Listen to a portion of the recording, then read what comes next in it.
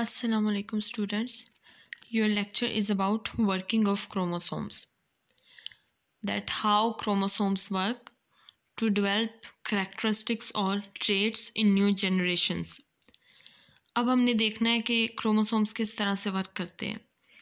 हमने messenger RNA के बारे में पढ़ा था. ठीक है. अब जो डबल स्ट्रैंडेड डीएनए है उसका जो कुछ पार्ट है उसके अंदर न्यूक्लियोटाइड्स प्रेजेंट है. एक ख़ास सीक्वेंस है न्यूक्लियोटाइड्स का. mRNA मैसेंजर आरएनए वो न्यूक्लियोटाइड्स का स्पेसिफिक सीक्वेंस राइबोसोम की तरफ लेके जाता है. ठीक है. अब ये जो राइबोसोम्स हैं प्रोटीन्स हैं. प्रोटीन्स भी अमाइनो एसिड्स के बने होते हैं. उनके अंदर भी क्या होता है, एक स्पेसिफिक सीक्वेंस होता है अमाइनो एसिड्स का, और न्यूक्लियोटाइड्स के अंदर भी एक स्पेसिफिक सीक्वेंस होता है. ये जो राइबोसोम्स हैं वो इस सीक्वेंस को रीड करते हैं. ठीक है. जब इस सीक्वेंस को रीड करते हैं तो उस स्पेसिफिक सीक्वेंस के according specific amino acids choose करके उनको ज्वाइन करते हैं, और इस तरह से according to it to form protein. इन न्यूक्लियोटाइड के सीक्वेंस को रीड करके क्या है, राइबोसोम जो है अमाइनो एसिड्स का सीक्वेंस सेट करते हैं और फिर एक प्रोटीन बनाते हैं. इस स्टेप को कहते हैं ट्रांसलेशन. ट्रांसक्रिप्शन और ट्रांसलेशन का डिफरेंस भी आ सकता है और इसके अंदर बारे में ब्रीफली पूछा भी जा सकता है. इसको आपने अच्छे से प्रिपेयर करना है.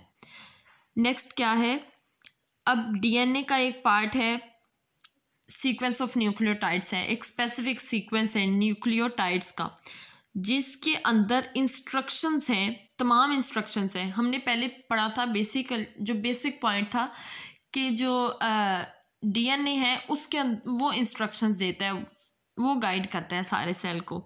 अब उसके अंदर क्या है, न्यूक्लियोटाइड्स हैं that contains the instructions for the synthesis of a protein. Particular protein is known as a gene.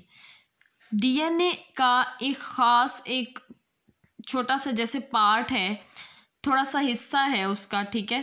जिसके अंदर एक स्पेसिफिक सीक्वेंस है न्यूक्लियोटाइड्स का जो इंस्ट्रक्शंस देता है किसी भी प्रोटीन के बनने के लिए, उसको कहेंगे जीन. ठीक है. उसको कहेंगे gene. One gene one protein. इसका मतलब है कि एक जीन स्पेसिफिकली एक प्रोटीन बनाता है, एक प्रोटीन बनाने के लिए गाइड करता है. ठीक है. DNA of each chromosome, DNA of each chromosome contains thousands of genes. एक क्रोमोसोम का जो डीएनए है उसके अंदर थाउजेंड्स ऑफ जीन्स होते हैं, यानी कि thousands of specific sequence of nucleotides होते हैं. क्रोमोसोम्स की तरह जीन्स भी पेयर्स में होते हैं. ठीक है. जिस तरह एक सेंट्रोमेयर के साथ दो क्रोमोसोम्स अटैच होते हैं, इसी तरह जीन्स भी पेयर्स में होते हैं, one on each homologous chromosome.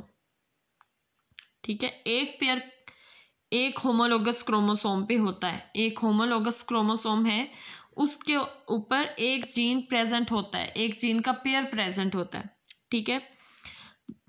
अब ये जो जीन्स हैं क्रोमोसोम्स पे, उनकी पोजीशन को कहते हैं, अगर पेयर है तो उसको कहेंगे लोकाई, और अगर सिंगल क्रोमाटिड की बात है, ठीक है, उसको कहेंगे लोकस. या सिंगल जो जीन की बात है उसको कहेंगे locus. Pair of gene present होता है क्रोमोसोम के ऊपर. Each gene determines a particular trait in an organism. एक ऑर्गेनिज्म में एक जीन जो है वो एक ख़ास जो ट्रेट है उसको कैरी करता है. ठीक है. Each individual carries at least one pair of genes for each trait. जितने भी हमारे अंदर ट्रेट्स हैं, किसी का आइज़ का कलर ब्लू है, ब्राउन है, किसी का कंप्लेक्शन डार्क है, फेयर है, ये सब जो है ये जीन्स कंट्रोल करते हैं. ठीक है. और हर ट्रेट के लिए एक पेयर होता है जीन का. ठीक है. अगर किसी का आई कलर ब्राउन है तो इसका मतलब कि इसके लिए, इस ट्रेट के लिए एक पेयर है जीन का. ठीक है.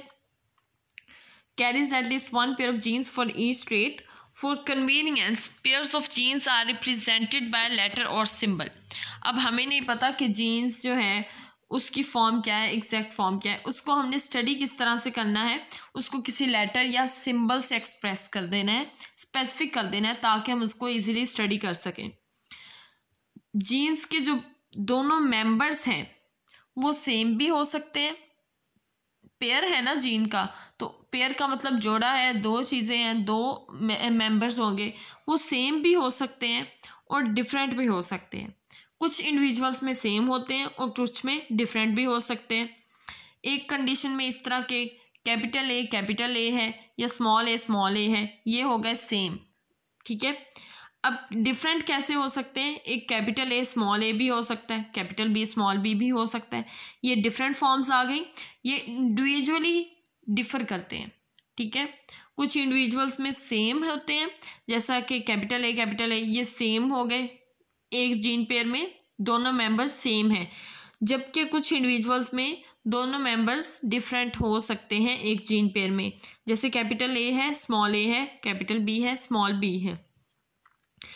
It means that a gene exist in more than one alternate forms. इसका ये मतलब है कि जीन एक से ज़्यादा ऑल्टरनेट फॉर्म्स में एग्जिस्ट करती है, ठीक है, कि एक से ज़्यादा उसकी फॉर्म्स भी हो सकती हैं। जैसा कि ऊपर वाली जो एग्जांपल है, ये ऑल्टरनेट वाली हम फॉर्म्स देखें, डिफरेंट इन अदर्स, ठीक है, कैपिटल ए स्मॉल ए, उसके अंदर क्या है कि ऑल्टरनेट फॉर्म्स हैं जीन के, और जो बी है कैपिटल बी और स्मॉल बी है are the alternate forms of another gene, दूसरी एक और जीन पेयर की ऑल्टरनेट फॉर्म्स है, ठीक है। दोनों जीन पेयर की दोनों ऑल्टरनेट फॉर्म्स के बारे में बताया गया है, कैपिटल ए है स्मॉल ए है, कैपिटल बी है और स्मॉल बी है।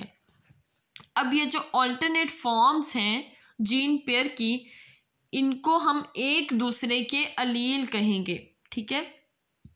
अगर कैपिटल ए स्मॉल ए है वो एक जीन पेयर है, लेकिन अगर दोनों को एक दूसरे के कंपैरेटिवली देखा जाए कि कैपिटल ए स्मॉल ए का क्या लगता है, स्मॉल ए कैपिटल ए का क्या लगता है, तो वो एक दूसरे के अलील कहलाएंगे, ठीक है, वो एक दूसरे के अलील कहलाएंगे, स्मॉल ए और कैपिटल ए।